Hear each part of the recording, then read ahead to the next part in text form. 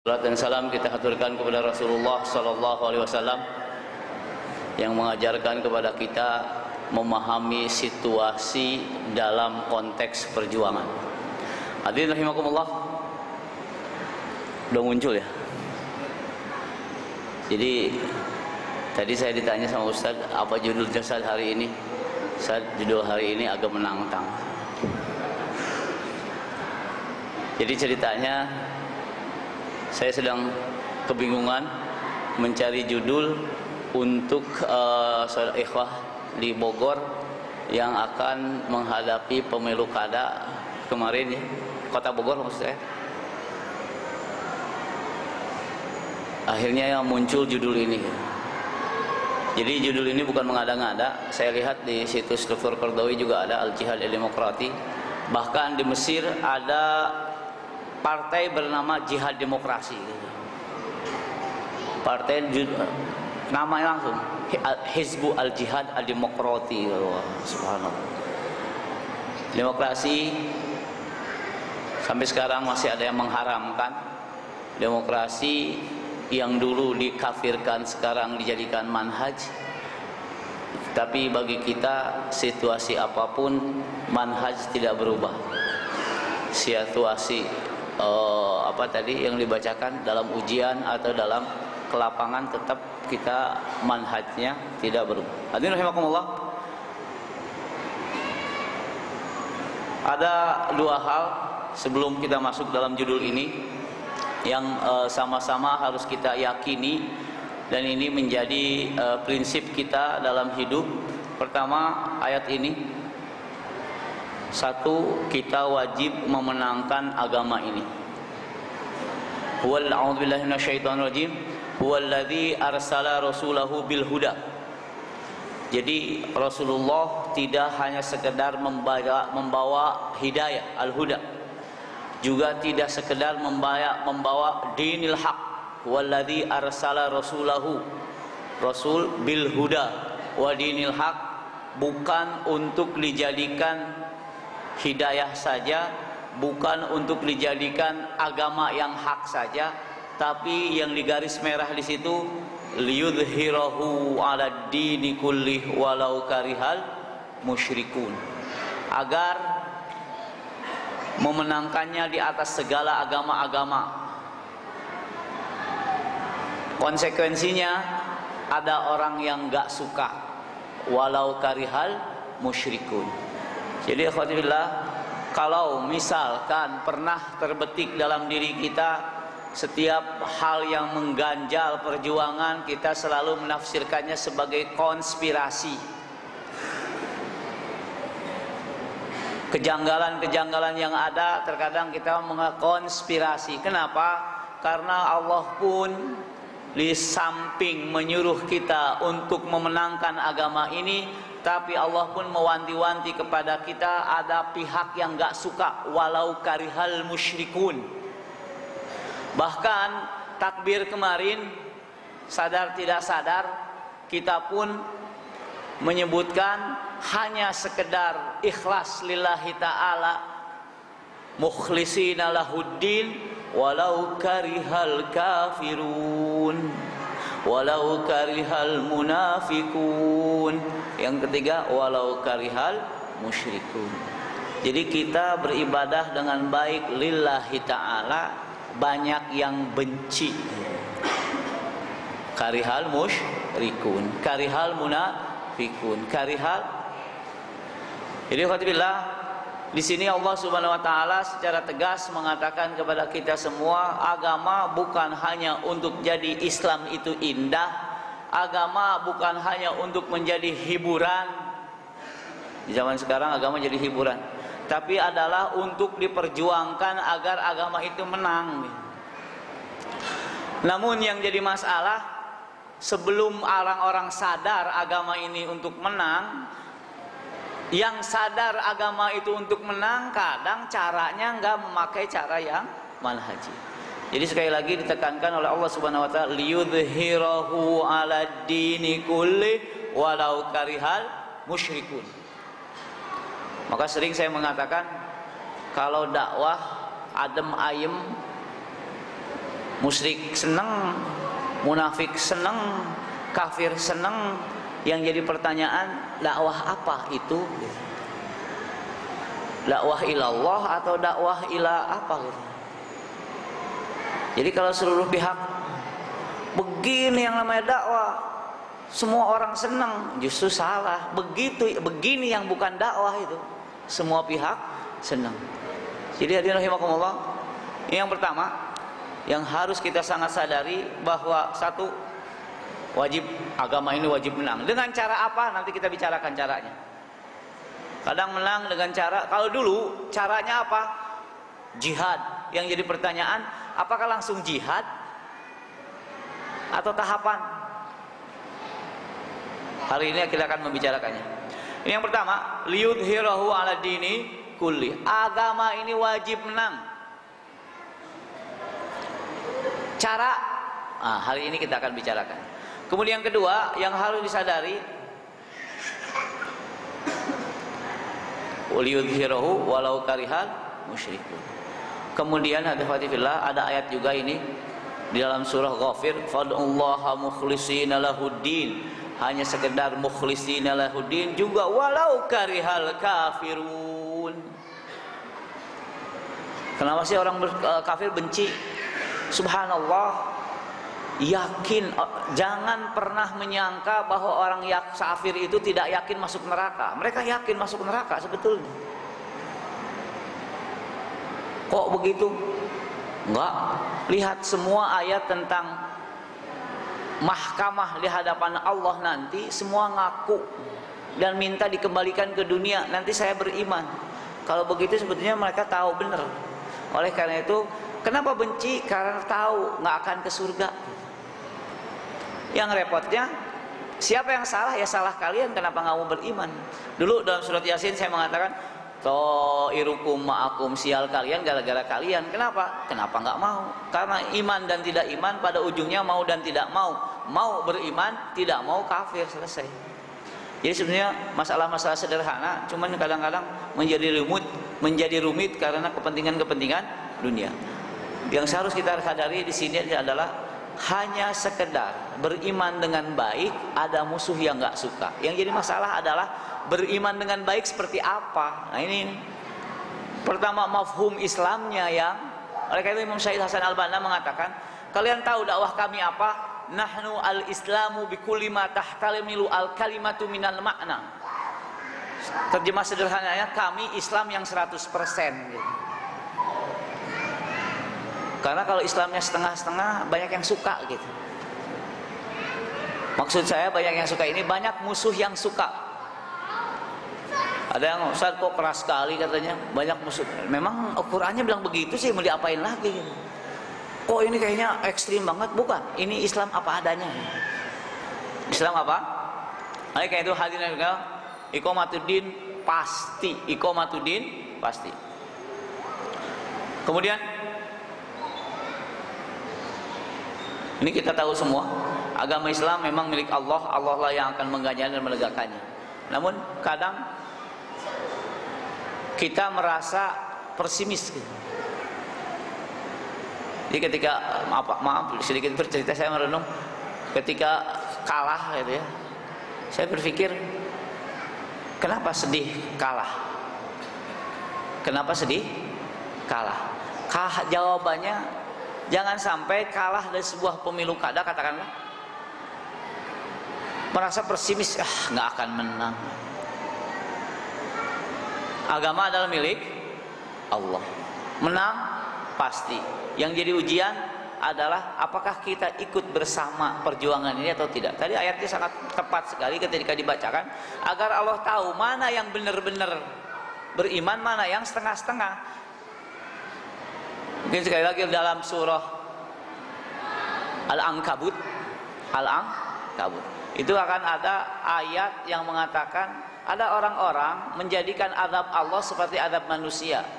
Kalau mereka berjuang kena azab berhenti, tapi kalau menang ikut seneng gitu. Siapa? Munafik gitu. Saya bilang kalau begini banyak yang begini. Kenapa? Ketika susah berjuang minggir, tapi kalau menang ikut senang. Jadi kalau kafir menang aman, kalau kita menang ikut menikmati kemenangan. Saya subhanallah.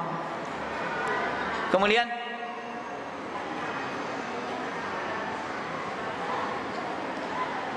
kita juga mempunyai prinsip bahwa kita ini mustakhlaf, orang-orang yang diberi amanat untuk memakmurkan bumi. Kemudian iqamatu innal arda yarithuha ibadi as-solihun, kata Allah. Bahwa bumi bukan sekedar Indonesia, bumi yarithuha ibadi as-solihun. Ulah rahimakumullah.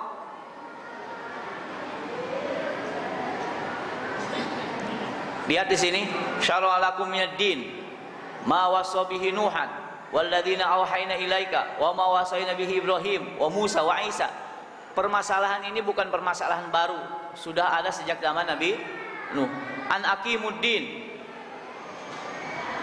Syara'a, Allah telah mensyariatkan, berarti wajib, lakum, bagi kalian yaitu kaum mukminin. Kemudian dan ini bukan syariat baru, sudah berlaku pada Nuh, Ibrahim, Musa dan Isa. Jadi kalau kita membaca surat Al-A'raf itu akan terjadi, kita baca semuanya pertentangan antara hak dan batil, namun tidak ada ceritanya batil yang menang. Semua hak menang dalam surat Al-A'raf. As-sira' ad-da'im bainal haq wal batil, perseteruan abadi antara hak dan batil dalam surah Al-A'raf. Sampai diceritakan cerita paling agung adalah antara Fir'aun dan Musa. Contoh yang paling hebat adalah para penyihir Fir'aun. Sebelum tarung dengan Musa, orang kafir. Setelah tarung dengan Musa, orang mukmin. Faulqiyatus saharatu sajidin. Lihat hak langsung tunduk, langsung beriman. Diancam Fir'aun enggak takut. Jadi as-sira' al-haq bainal batil ada dalam surah Al-A'raf, semua disebutkan. Dan juga kita mengenal dalam surah Al-A'raf ada 3 golongan, satu berjuang, satu beriman tapi tidak berjuang, yang ketiga berbuat maksiat. Siapa yang di neraka? Berbuat maksiat dan beriman tidak berjuang. Yang selamat beriman dan berjuang. Subhanallah. Jadi dakwah ilallah sampai dikatakan ini wajib kalau tidak melakukannya. Kemudian syariat apa? Menegakkan agama, an aqimu ad-din. Kewajiban ini berat bagi musyrikin, hanya mukmin yang mukhlis yang dapat mengembangnya. Ini kalimat mukhlis perlu jadi catatan. Kenapa? Mukmin tidak mukhlis berat juga mengemban masalah ini. Orang-orang pilihan Allah, Allah yajtabi ilaihi man yasha, dan yang mendapatkan petunjuk. Jadi ikhwatifillah, kalimat iqamatuddin bukan sederhana. Siapa yang bisa menanggungnya? Orang-orang yang mukhlis. Maka kalau masih dalam diri kita ada sedikit berpaling kepada selain Allah, itu masalah besar. Bisa jadi sekarang belum terbukti, nanti dalam sebuah posisi tertentu terbukti ternyata hatinya masih mendua, tidak bersama Allah, tidak mukhlisina lahuddin. Maka kita melihat hebat dalam posisi tertentu, jagur, ternyata masih mendoakan yang namanya niat, ada niat-niat selain lillahi ta'ala, tidak mukhlisina lahu din. Oleh itu di sini hanya mukmin yang mukhlis yang dapat mengembannya, yang diperhatikan sejauh mana kita mukhlis lillahi ta'ala sehingga dalam perjuangan ini. Jadi kalimat ini syara'a lakum minad din ma wasa bihi Nuh, bukan masalah syariat baru. Apa yang diwajibkan? An aqimuddin. Subhanallah wa ta'ala. Kadang-kadang salat, puasa, zakat lupa aqimuddin. Lihat fenomena di Indonesia, merasa pasti masuk surga, merasa penduduk surga hanya sekedar ibadah mahdhah tanpa pernah peduli akan aqimuddin. Apalagi sebagian saudara kita hanya ngurusnya dunia, akhirat, diurus akhirat, subhanallah. Padahal Al-Quran mewanti-wanti, hati-hati, seandainya dunia tidak kalian urus, kemudian pemimpinnya zalim, pemimpin tersebut akan memaksa anak kita, cucu kita menjadi orang-orang zalim juga seperti pemimpinnya. Yaitu prototipe dalam Al-Quran yang disebutkan Fir'aun. Jadi kalau kita ngurus akhirat saja, puasa, sholat, zakat selesai besok. Nah, jadi an aqimuddin adalah sesuatu yang diperintahkan, yaitu iqamatu ad-din. Kemudian bagaimana caranya? Nah ini. Jadi masalah pertama adalah banyak orang nggak sadar tentang iqamatuddin, masalah besar. Dan itu mewakili banyak. Musuh yang agak sulit dihadapi adalah orang munafik yang berhaluan sekuler. Mau atas nama nasionalis, sekuler. Ada yang ingin dekat-dekat dengan tambahin nasionalis religius, sama sekuler. Jadi munafik ini agak susah kita mensikapinya. Bagaimana? Dibilang mukmin ya mukmin, asyhadu alla ilaha illallah, salat bareng, bahkan Abdullah bin Ubay bin Salul ini salatnya pas di belakang Rasulullah sallallahu alaihi wasallam. Bahkan mendahului sahabat duduk di situ. Kalau Rasulullah datang berdiri, hadza Rasulullah. Jadi kita kalah nih Abdullah bin Salul ya. Namun masalahnya dengan orang munafik apa? Subhanallah. Dibilang mukmin belain non Islam. Dibilang mukmin syahadat susah. Kalau mati dikubur kuburan orang Islam lagi. Jadi sekuler, subhanallah, dan ini menjalar kemana-mana, menjadi musuh sadar tidak disadari, musuh dalam selimut gitu. Kalau kurban gede dia motong. Kalau haji subhanallah, zakat segala ikut, tapi kalau giliran iqamatuddin nggak mau. Apalagi kalau mengatakan semua agama benar, innalillahi wa inna ilaihi raji'un. Jadi kalau orang sekuler ngomong qala Allah Ta'ala, nanti dulu sejak kapan Anda iman terhadap ayat-ayat Allah qala Allah Ta'ala? Jadi orang-orang munafik berhaluan sekuler ini ada di mana-mana. Bahkan subhanallah, seorang munafik liberal mengatakan, kalian umat Islam di Indonesia yang berhaluan Islami bersyukur, kami tidak memperlakukan kalian seperti di Mesir. Innalillahi wa inna ilaihi raji'un. Jadi di otaknya itu ada agenda menghapuskan orang-orang yang berhaluan Islam. Orang-orang sekuler subhanallah tidak rela seandainya syariat Islam diterapkan. Kalau ada yang hobi syariat Islam saya ganti. Tidak rela seandainya Quran diterapkan. Jadi harus jelas-jelas juga yang begini. Nah, jadi alhamdulillah ya. Tadi ayatnya jelas dibacakan oleh qori kita, bahwa tadi maka saya mengatakan mudah-mudahan alhamdulillah pada Allah yang memberikan kepada kita ujian-ujian sehingga kita bisa membuktikan di hadapan Allah mana mukmin yang tangguh, mana munafik yang nomor wahid. Karena ini akan menjadi ujian semua. Bagaimana caranya? Tadi permasalahan pertama, orang nggak sadar. Mudah-mudahan kita termasuk sadar harus iqamatuddin. Namun level kedua masalah adalah dalam cara iqamatuddin pun berbeda. Saya tertarik dengan ucapan seorang anggota DPR Kuwait. Jadi Majelis Ummah Kuwait itu ada yang ditanya ketika Usamah bin Laden rahimahullah meninggal, ditanya, "Syekh," katanya, "menurut apa pendapat Anda tentang Usamah bin Laden?" Jawabannya, tujuan baik, cara yang jadi masalah. Berarti tujuan baik, cara pun harus baik. Memang yang kita inginkan adalah cara yang tidak mudah dideteksi oleh musuh sehingga mudah dihajar habis. Karena memang kekuatan tidak berimbang. Jadi pertanyaan selanjutnya setelah sadar bagaimana iqamatuddin, caranya. Ada yang cara pokok jihad Allahu Akbar, dimanapun jihad Allahu Akbar. nggak ketemu lapangan jihad, akhirnya dibomnya sana sini. Maka saya menulis fikih teroris. Wah, hebat fikih teroris. Gimana ceritanya tuh? Saya bilang, kalau Rasulullah itu punya berpikir terorisme, maka dia akan setuju kepada malaikat yang menawarkan untuk menghancurkan Mekah. Ini orang Mekah sengak kalau bahasa orang Betawi. Didakwahi, disabari, nggak mau masuk. Yang udah kita angkat ke balik, jegur, selesai, habis Mekah. Jadi kalau Rasulullah berpikir terorisme, kayak setuju.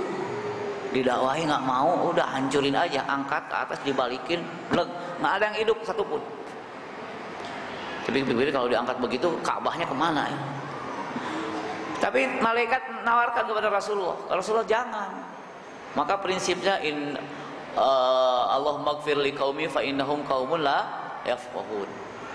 Maafkan. Jadi setelah disakiti dalam berdakwah, bukan sialan, didakwahi nggak mau. Ya Allah, maafkan mereka, sesungguhnya mereka kaum yang tidak ngerti. Maka dakwah itu penuh dengan cinta, gitu. Subhanallah. Dakwah penuh dengan, jadi kalau dakwah penuh dengan, ya kalau mereka benci nggak masalah. Kitanya harus cinta. Kalau mereka benci, urusan dia. Kenapa benci? Karena sebab kebencian adalah tidak mau masuk Islam. Jadi alhamdulillah, cara bagaimana iqamatuddin ini yang menjadi masalah lagi. Tadi ada yang caranya, atau ada yang cara wacana caranya itu. Bagaimana? Kok wacana aja kesana kemari, wacana ngawang-ngawang. Ingin bangun rumah dari atas dulu baru bawah. Mau digantung di langit apa itu rumah? Wacana kemana-mana. Sampai mengharamkan demokrasi. Kemudian dijawab oleh seorang ikhwah, sini katanya, antum haramkan demokrasi? Iya. Tahu nggak, antum koar-koar kayak begini, kalau nggak ada demokrasi nggak bisa. Jadi koar-koar antum, bebasnya antum ini berkah demokrasi. Kenapa antum haramkan? Coba kalau demokrasi nggak ada, antum nggak bisa koar-koar. Jadi ada yang caranya apa? Wacana, pokok kemana-mana wacana. Kerja nggak ada, wacana aja. Ini mau bangun rumah dari atas langit. Ada yang cara lain, ya kadang-kadang kalau yang lain kebanyakan nggak sadar iqamatuddin, nggak sadar iqamatuddin. Apa itu agama? Pokoknya ziarah kemana-mana, ziarah. Seakan kalau sudah ziarah belum paling masuk Islam, itu paling masuk surga. Sadar tidak disadari, apakah kita masuk surga hanya sekedar ibadah mahdhah tanpa ada iqamatuddin? Pertanyaan besar. Justru hasiban nas tadi ayyutraku ayyaqulu amanna wa hum la yuftanun. Padahal perjuangan para rasul adalah penuh dengan cobaan. Cara mesti dengan cara yang pernah ditempuh oleh generasi pertama umat ini ketika menegakkan Islam. Jadi ketika Rasulullah berjuang, ada cara yang perlu kita ambil. Maka Imam Malik mengatakan, lan yasluha akhiru hadhil ummah illa ma as. Ini kayaknya harokatnya salah nih. Illa ma aslaha awwaluhu. Jadi kalau dulu pakai cara itu, sekarang pakai cara itu lagi gitu. Kalau dulu pakai cara tadarruj, gradual, sekarang juga harus gradual. Contoh begini, ada orang, ini memang saya lihat kurang tepat. Rasulullah betapa sabarnya ketika sholat, beliau ditaruh kotoran di punggungnya, beliau sabar tidak membalas. Saya bilang, nanti dulu lihat situasi itu di mana. Itu di Mekah ketika Islam dalam keadaan memang sedikit dan lemah. Tapi apakah ada orang berani melakukannya ketika Rasulullah di Madinah? Mungkin ditebas lehernya langsung itu. Apa yang membedakan? Situasi membedakan.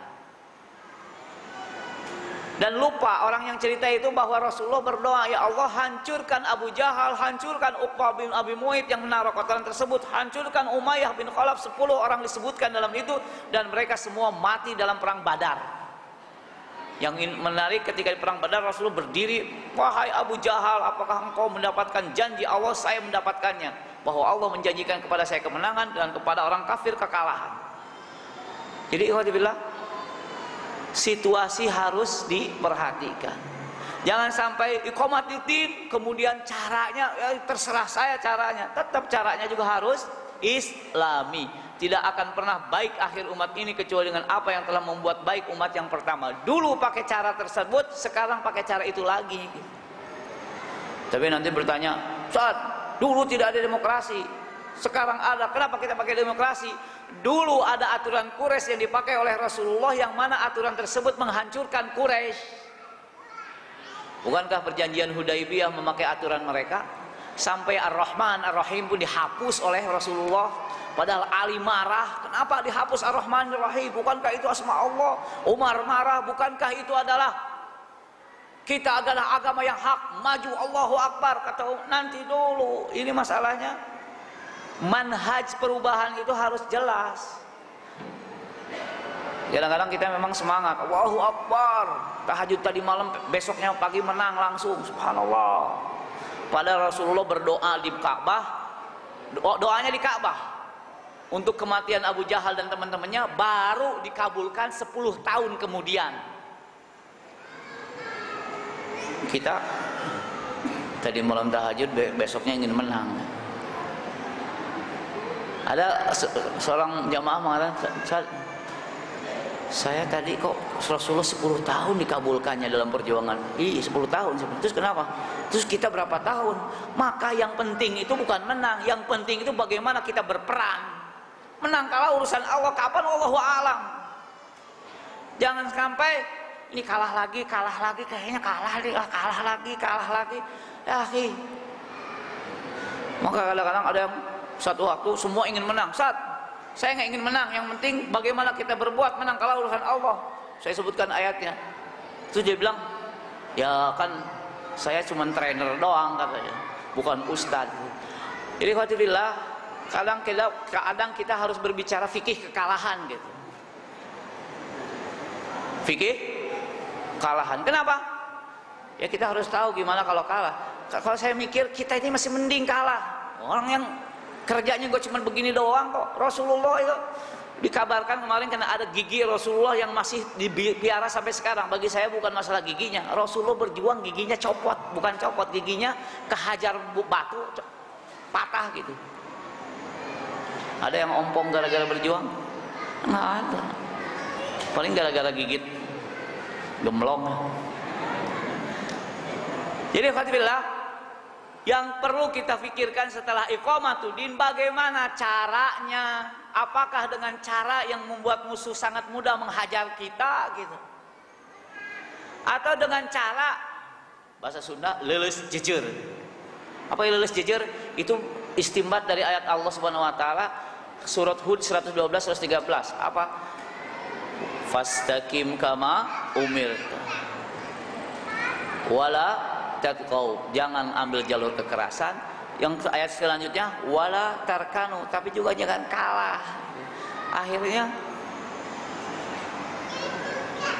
maka Ibnu Abbas mengatakan alhamdulillahi ja'ala hadzal din baina la'ain, baina dua la taqau, jangan keras, wala tarkanu, tapi juga jangan kalah. Itu tafsirannya nanti di demokrasi itu. Bagaimana caranya? Sirah nabawiyah. Lihat ini masalah cara likullin ja'alna minkum syir'atan wa minhaja. Jangan lupa selain syariat ada manhaj.